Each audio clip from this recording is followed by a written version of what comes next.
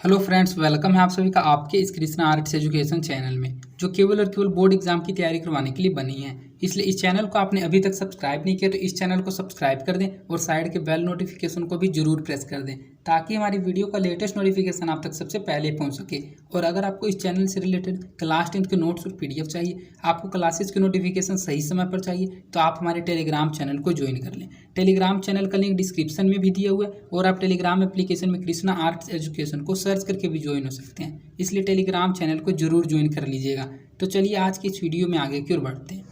आज हम आपको कक्षा 10 का संस्कृत प्यूसम द्वितीय भाग का 11वां पाठ व्याघ्रपथिक कथा का ऑब्जेक्टिव क्वेश्चंस करवाने वाला हूं। अर्थात आज मैं आपको व्याघ्रपथिक कथा का वस्तुनिष्ठ प्रश्न उत्तर पढ़ाऊंगा। और अगर आपको कक्षा 10 के संस्कृत के प्यूसम द्वितीय भाग के किसी अन्य पाठ के वस्तुनिष्ठ प्रश्न उत्तर, लघु उत्तर प्रश्न उत्तर या फिर उस पाठ के संस्कृत से हिंदी अर्थ की वीडियो को देखना है, तो आप डिस्क्रिप्शन में दिए गए लिंक संस्कृत संपूर्ण हिंदी अर्थ वस्तुनिष्ठ प्रश्न उत्तर और लघु उत्तरीय प्रश्न उत्तर 2023 के प्लेलिस्ट में जाकर किसी भी पाठ की किसी भी वीडियो को आसानी से देख सकते हैं। तो चलिए बिना देर करते हुए इस वीडियो में हम आपको व्याघ्रपथिक कथा पाठ का वस्तुनिष्ठ प्रश्न उत्तर पढ़ाते हैं।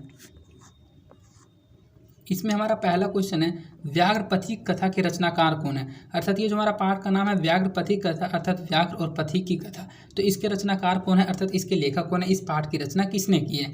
ए नारायण पंडित ने, बी विष्णु शर्मा ने, सी रामचंद्र ओझा ने या फिर डी भृतृहरि ने। तो व्याघ्रपथिक कथा के जो रचनाकार है वे नारायण पंडित हैं। तो इसका सही आंसर ऑप्शन नंबर ए हो जाएगा, नारायण पंडित। व्याघ्रपथिक कथा के रचनाकार कौन है, तो व्याघ्रपथिक कथा के रचनाकार नारायण पंडित हैं। व्याघ्रपथिक कथा हित उपदेश के किस खंड से लिया गया है। मित्र लाभ खंड से, अस्त्रु लाभ खंड से, अपरिचित खंड से या फिर मनुष्य लाभ खंड से। तो मैंने आपको पाठ का संक्षिप्त वर्णन करते हुए बताया था कि जो व्याघ्रपथिक कथा है हित उपदेश के मित्र लाभ खंड से लिया गया है। तो इसका सही आंसर ऑप्शन नंबर ए हो जाएगा, मित्र लाभ खंड से लिया गया ये पाठ है। कुत्र तव कंगनम, यह किसने कहा। कुत्र तव कंगनम, इसका मतलब है कुत्र तव कंगनन, ये कंगन कहाँ है, ये बात किसने कहा था। सिंह ने, बाघ ने, पथिक ने या फिर बूढ़े बाघ ने।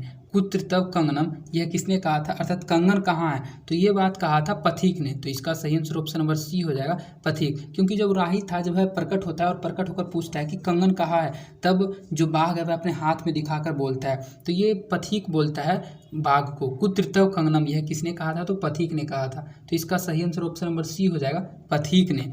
और अगर आपको इस टाइप के क्वेश्चंस को बिल्कुल अच्छे से याद करना है तो आप इस पाठ के हिंदी अर्थ के वीडियो को एक बार जरूर देख लीजिएगा। मैंने इस पूरे पाठ को संस्कृत से लाइन बाय लाइन हिंदी अर्थ करके समझा रखा है, अर्थात इस पूरे पाठ को बिल्कुल अच्छे से एक्सप्लेन कर रखा है। अगर आपने इस पाठ के हिंदी अर्थ के वीडियो को नहीं देखा है तो इस वीडियो को देखने के बाद इस पाठ के हिंदी अर्थ के वीडियो को भी जरूर देख लीजिएगा, क्योंकि अगर आप उसको देख लेते हैं तो एक भी ऐसा ऑब्जेक्टिव और सब्जेक्टिव क्वेश्चन नहीं होगा जो कि आपसे नहीं बनेगा। तो वैसे आप इस वीडियो में लास्ट तक बने हुए रहिए, इसमें भी मेरी कोशिश यही रहेगी कि मैं आपको वीडियो में भी सभी क्वेश्चंस याद करवा दूं। तो हमारा नेक्स्ट क्वेश्चन है कि कौन स्नान किए हुए हाथ में कुछ लेकर तालाब के किनारे बोल रहा था।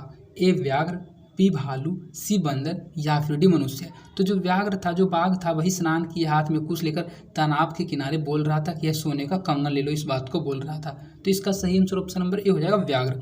जो बाघ था, जो व्याघ्र था, वही किनारे में अर्थात स्नान करके तालाब के किनारे बोल रहा था। तो इसका सही आंसर ऑप्शन नंबर ए हो जाएगा, व्याघ्र।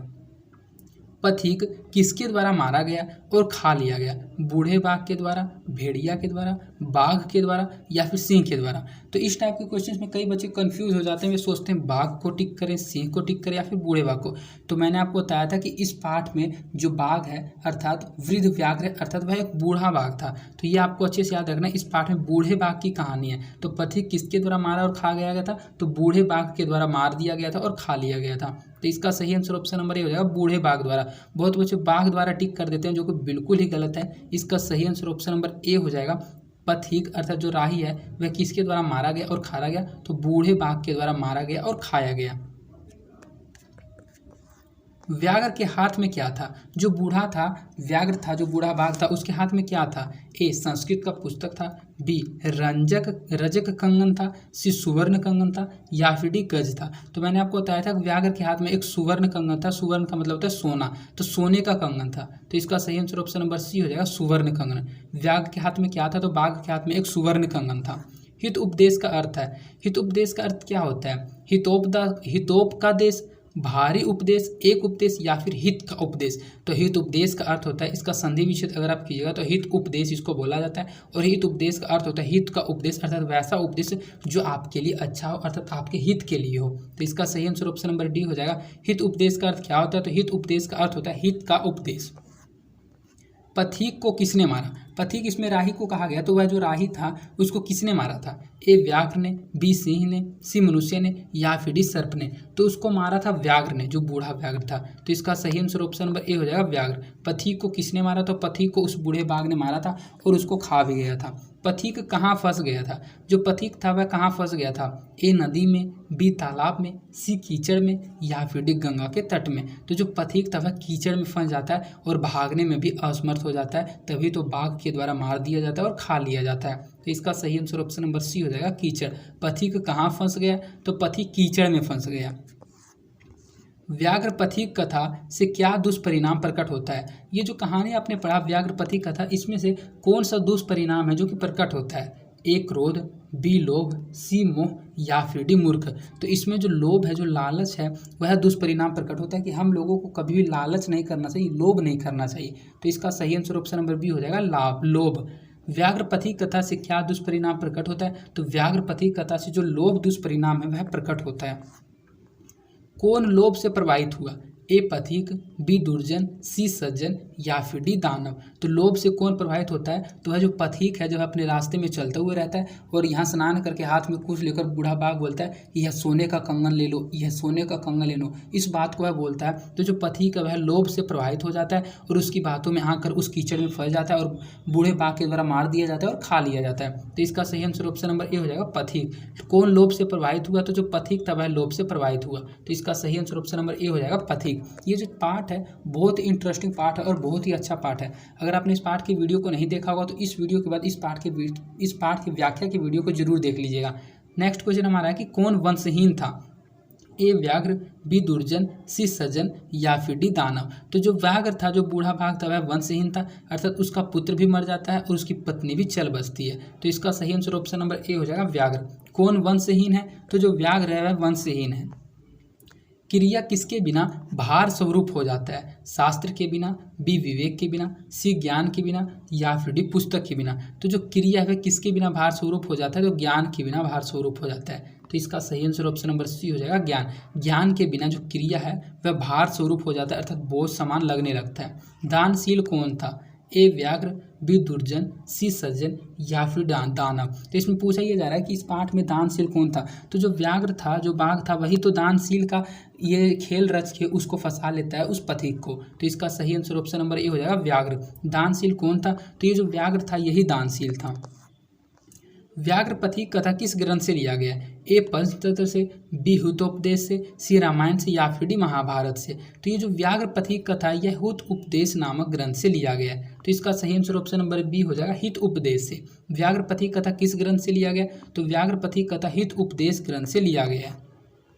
दुराचारी कौन था? दुराचारी का मतलब होता है जो अत्याचार करता है सभी लोगों पर। ए दानव है, बी दुर्जन था, सी सज्जन था या फिर डी व्याघ्र था? तो जो व्याघ्र था वह बताता है कि मैं भी जवानी में बहुत अधिक दुराचारी था, मैं अनेक मनुष्यों और गायों को मार कर खा गया था, जिस कारण मेरे पुत्र और पत्नी की मृत्यु हो गई। वह ऐसा उस पथिक को कहता है। तो वह बताता है कि दुराचारी कौन था? तो व्याघ्र दुराचारी था। तो इसका सही आंसर ऑप्शन नंबर डी हो जाएगा। दुराचारी कौन था? तो जो व्याघ्र था वह दुराचारी था।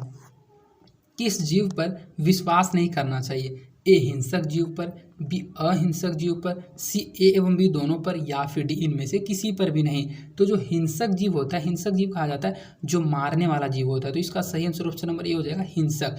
अहिंसक तो वैसा होता है जो हिंसा नहीं करता है, अर्थात शाकाहारी जीव होता है, जैसे कि हिरन हो गया और अन्य कई जीव हैं जो कि अहिंसक होते हैं, उन पर हम लोग विश्वास कर सकते हैं, लेकिन हिंसक जीव पर हम लोगों को कभी भी विश्वास नहीं करना चाहिए। तो इसका सही आंसर ऑप्शन नंबर ए हो जाएगा हिंसक जीव पर विश्वास नहीं करना चाहिए। वृद्ध व्याघ्र को क्या देना चाहता है? जो वृद्ध है वह व्याघ्र को क्या देना चाहता है? वृद्ध व्याघ्र को क्या देना चाहता है? ए रुपया, बी स्वर्ण कंगन, सी सोना या फिर डी रुपये की थैली। तो ये क्वेश्चन थोड़ा सा गलत है। इस क्वेश्चन में ऐसा होना चाहिए वृद्ध व्याघ्र पथिक को क्या देना चाहता है। इसमें पथिक को थोड़ा सा टाइपिंग मिस्टेक है, वो छूट गया। जो बूढ़ा बाघ था वह उस राही को क्या देना चाहता था, तो वह उस राही को सोने का कंगन देना चाहता था, और वही देने के चाहने से तो उसको अपने वश में कर लेता है लोभ के आकर्षण से। तो इसका सही आंसर ऑप्शन नंबर बी हो जाएगा सुवर्ण कंगन। सुवर्ण कंगन अर्थात सोने का कंगन। जो बूढ़ा बाघ है वह उस राही को सोने का कंगन देना चाहता था, तो इसका सही आंसर ऑप्शन नंबर बी हो जाएगा सुवर्ण कंगन। लोभ मनुष्य को कहाँ ले जाता है, ए उन्नति की ओर ले जाता है, बी विनाश की ओर ले जाता है, सी ऊपर ले जाता है या फिर डी नीचे ले जाता है। तो जो लोभ है वह मनुष्य को विनाश की ओर ले जाता है। जैसे कि आपने इस पाठ में पढ़ लिया, वह जो राही था, वह जो पथिक था, लोभ के वश में आ जाता है और लोभ के वश के कारण उसकी मृत्यु भी हो जाती है और वह बाघ के द्वारा खा लिया जाता है। तो इसका सही आंसर ऑप्शन नंबर बी हो जाएगा, लोभ मनुष्य को विनाश की ओर ले जाता है। तो इसका सही आंसर ऑप्शन नंबर बी हो जाएगा विनाश। तो मैं आशा करता हूँ कि ये सभी क्वेश्चन आपको याद हो गए होंगे, और मैं ये जो 19 क्वेश्चन मैंने आपको पढ़ाए हैं एग्जाम के दृष्टिकोण से मोस्ट इंपॉर्टेंट क्वेश्चन है, और एग्जाम में इन्हीं से इस पार्ट के ऑब्जेक्टिव क्वेश्चन पूछे जाते हैं। और अगर आपको यह वीडियो पसंद आई है तो इस वीडियो को आप शेयर भी जरूर कीजिएगा, अपनी ज़्यादा से ज़्यादा दोस्तों को शेयर कीजिएगा, जिससे मेरे पास क्लास 10th के स्टूडेंट्स और अधिक हो जाए, मैं और आपको लाइव भी पढ़ा सकूँ। और अगर आपको यह वीडियो पसंद आई है तो इस वीडियो को लाइक भी जरूर कर दें। और अगर आपने अभी तक इस चैनल को सब्सक्राइब नहीं किया तो इस चैनल को सब्सक्राइब कर दें और साइड के बेल नोटिफिकेशन को प्रेस कर दें। और अगर आपको इसका आंसर सहित पीडीएफ चाहिए तो आप हमारे टेलीग्राम चैनल को ज्वाइन कर लें। टेलीग्राम चैनल पर आपको इसकी पीडीएफ के अलावा अन्य बहुत सारे पीडीएफ मिल जाएंगे, जिनको पढ़कर आप अपने बोर्ड एग्जाम की तैयारी बिल्कुल ही अधिक अच्छे तरीके से कर सकते हैं। और अगर आपको किसी प्रकार की कोई समस्या होती है, आप किसी बात को मुझ तक पहुँचाना चाहते हैं, तो आप कमेंट के माध्यम से अपनी समस्या को, आपको वीडियो कैसी लगी, अपना फीडबैक या राय सलाह मुझ तक पहुँचा सकते हैं, और मेरे प्राइवेट टेलीग्राम ID पर मुझसे बात भी कर सकते हैं। तो आज के लिए इतना ही, धन्यवाद। मिलते हैं आपसे किसी अन्य इंपॉर्टेंट वीडियो में।